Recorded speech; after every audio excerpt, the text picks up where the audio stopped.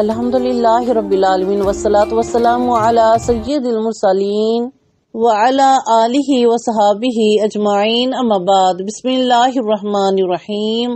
السلام علیکم ورحمۃ اللہ وبرکاتہ۔ سامنے میرا آج کا موضوع ہے رمضان مبارک کی فضیلت۔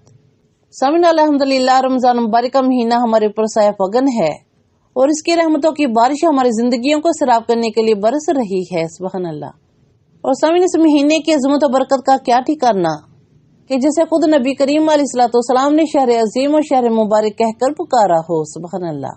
سامنے رمضان مبارک کی آمد پر نبی کریم علیہ الصلوۃ والسلام نے صحابہ کرام کو جمع کر کے خطبہ ارشاد فرمایا تاکہ وہ اس مبارک مہینے کا شیان نشان استقبال کریں اور روزے اور نوافل کے اہتمام کا عزم کریں، سبحان اللہ۔ تو سامنے اس عظیم الشان خطبے میں نبی کریم علیہ الصلوۃ والسلام نے صحابہ کرام سے ارشاد فرمایا کہ لوگوں، تم پر ایک عظمت اور برکت والا مہینہ سایہ فگن ہو رہا ہے۔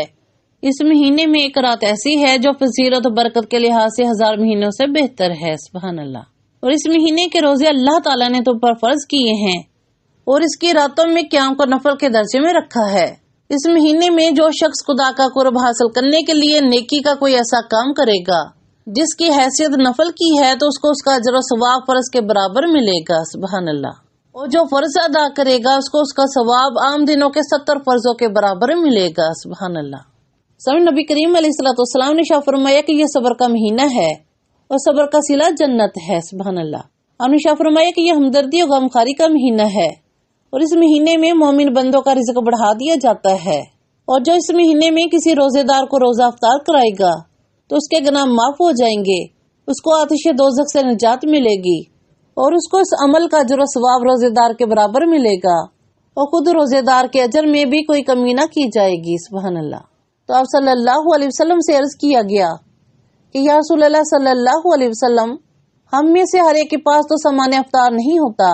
تو آپ صلی اللہ علیہ وسلم نے ارشاد فرمایا کہ اللہ تعالیٰ یہ اجر و ثواب اس آدمی کو بھی دے گا جو دودھ کی تھوڑی سی لسی اور پانی کے ایک گھونٹ پر کسی روزے دار کو روزہ افطار کرائے گا، سبحان اللہ۔ فرمایا کہ جو شخص کسی روزے دار کو پیٹ بھر کھانا کھلا دے اس کو اللہ تعالیٰ میرے حوض کوثر سے پانی پلائے گا، پھر اسے پیاس نہ لگے گی یہاں تک کہ وہ جنت میں داخل ہو جائے گا، سبحان اللہ۔ آپ نے ارشاد فرمایا کہ اس مہینے کا پہلا حصہ رحمت ہے، درمیانی حصہ مغفرت ہے اور آخری حصہ دوزخ کی آگ سے نجات ہے، سبحان اللہ۔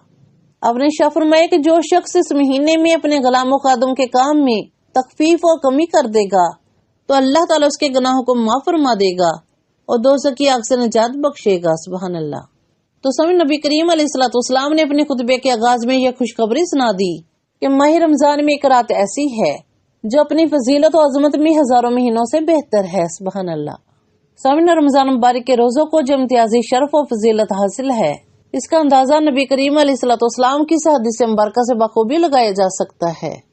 اس سامنے بخاری شریف کی حدیث مبارکہ میں ہے کہ حضرت ابو ہریرہ رضی اللہ تعالیٰ عنہ سے مروی ہے کہ نبی کریم علیہ الصلوۃ والسلام نے ارشاد فرمایا جو شخص بحالت ایمان ثواب کی نیت سے رمضان کے روزے رکھتا ہے اس کے سب کا گناہ بخش دیے جاتے ہیں، سبحان اللہ۔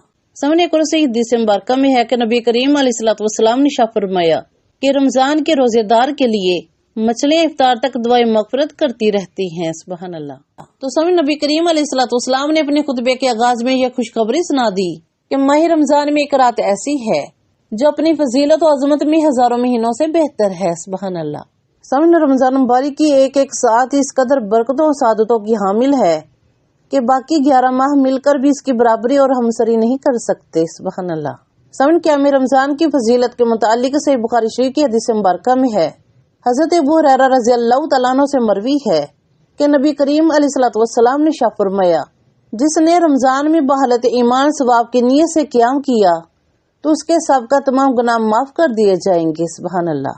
سامنے رمضان مبارک گویا یہ مہینہ نیکیوں کے لیے موسم بہار کی طرح ہے، اسی لیے رمضان مبارک سال بھر کے اسلامی مہینوں میں سب سے زیادہ عظمتوں، فضیلتوں اور برکتوں والا مہینہ ہے، سبحان اللہ۔ بے شک اس ماہ میں اللہ تعالیٰ اہل ایمان کو اپنی رضا، محبت و عطا، اپنی ضمانت و الفت و اپنے انوارات سے نوازتے ہیں، سبحان اللہ۔ بے شک اللہ پاک ہم سب مسلمانوں کو بھی اس مبارک مہینے میں روزے رکھنے، نمازوں کی ادائیگی کرنے، قرآن مجید کی تلاوت کرنے اور زیادہ سے زیادہ نیک عمل کرنے کی توفیق عطا فرمائے، اللہم آمین۔ دعا میں یاد رکھیے گا، جزاک اللہ خیر۔